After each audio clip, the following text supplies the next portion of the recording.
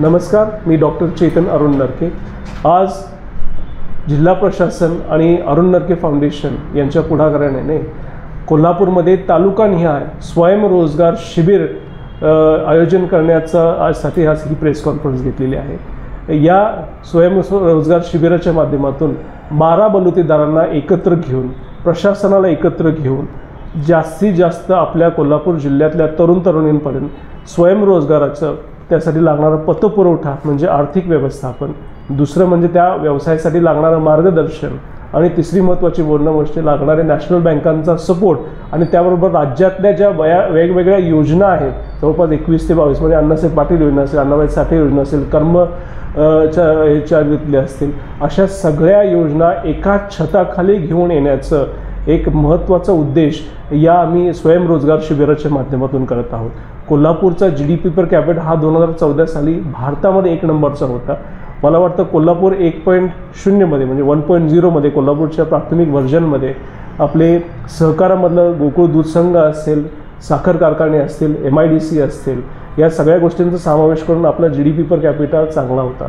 पण आता तो मागं पडत चाललेला आहे आणि मला वाटतं की या स्वयंरोजगारातल्या मेळाव्याच्या माध्यमातून SMEs म्हणजे small and medium scale industry किंवा नवीन स्वयंरोजगाराच्या माध्यमातून तरुणाईला हात दे ही या उद्योग शिबिराची सगळ्यात महत्त्वाचं उद्देश म्हणलं तरी हरकत नाही।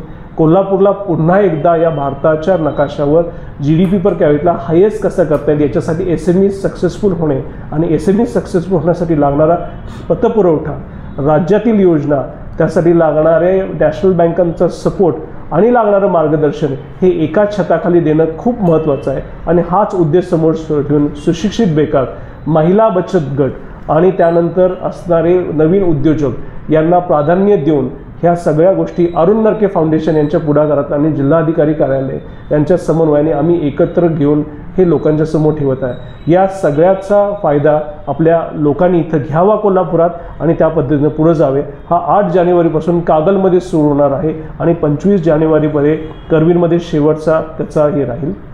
जर सगळं स्केड्यूल तुम्हाला पेपरमध्ये मिळूनच जाईल, पण सगळ्यांनी या विद्यार्थ्यांनी तिथे येताना एक डिटेल प्रोजेक्ट रिपोर्टची कॉपी, आपलं आधार कार्ड बरोबर घेऊन यावे। DPR प्रोजेक्ट हा CA कडून असेल तर तुम्हाला जागच्या जागी दुसरा कोलॅटरल नसताना सुद्धा तुम्हाला नॅशनल बँकातून चांगल्या पद्धतीनं कर्ज देण्याची आम्ही व्यवस्था करतो। थोडक्यात एक नवीन कोल्हापूर तयार करण्यासाठी, तरुणाईला ताकद देण्यासाठी हे स्वयंरोजगार शिबिर तालुकानिहाय हे अरुण नरके फाउंडेशन आणि जिल्हाधिकारी कार्यालय एकत्र करत आहे, त्याचा उपयोग करावा। अशाच नवनवीन अपडेट पाहण्यासाठी आमच्या कोल्हापुरी कारभार म्हणजेच KK न्यूज चॅनेलला सबस्क्राईब करा।